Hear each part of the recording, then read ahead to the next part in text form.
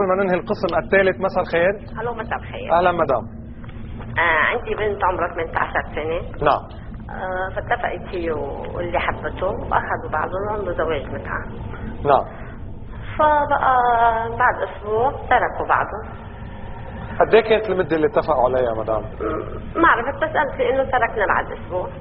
تركوا قبل ما تنتهي المده يعني؟ ما عرفت كيف كان، انه شهر شهرين قالوا انه زوجنا، هيك خبرتني. نعم. مضى اسبوع وتركوا بعض.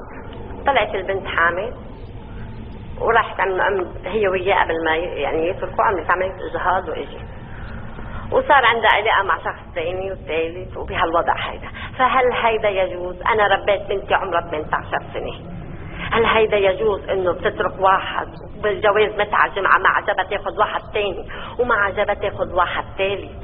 هل هيدا يجوز بديننا؟ مدام، هل الولي ولي بنتك هل كانت بكر قبل ما عقدت المتعه؟ طبعا. طيب هل الولي سمح بهالشيء؟ يعني ابوها او ما بعرف. كان ابوها غايب وما عارف الموضوع، انا تحملت المسؤوليه كلها. سمحتي يعني حضرتك بهالشيء؟ لا ما سمحت، انا بعدين عرفت بالموضوع. طيب مين سمح مدام؟ اذا ما حدا سمح مين؟ هي اتفقت وياه. نعم. فضيلة الشيخ شو رايك؟ شو رايك؟ هذا خطأها.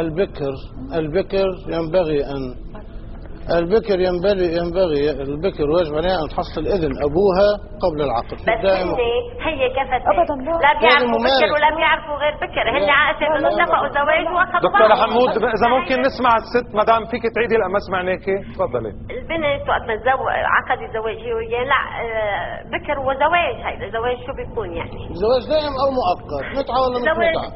مش مهم، بس انه زوجها وقامت تركته بعد فتره، ولقيت انه لقوا هالشغله، هالبنات لقوا هالشغله وسيله انها هينه لهم ولعلاقاتهم، من واحد لواحد موحد لواحد. هل هيدا يجوز؟ مدام هذا غلط بنت. هيدا التحليل هيدا منه حلال، هيدا منه حلال، هيدا حرام، هذا خطأ بنت. هيدا حرام. نحن وقت بدنا نحلل لاولادنا لفلذات كاحبابنا نحلل لهم هالشيء، هيدا رب العالمين بيريده؟ ما بيريده ولا يجوز. مدام ممكن انا تعبت ومت عليها لربيتها لصار عمرها هالقد وابوها مسافر ليكد ويتعب. مدام اتفقت هي وياه وعملوا هالشيء هيدا.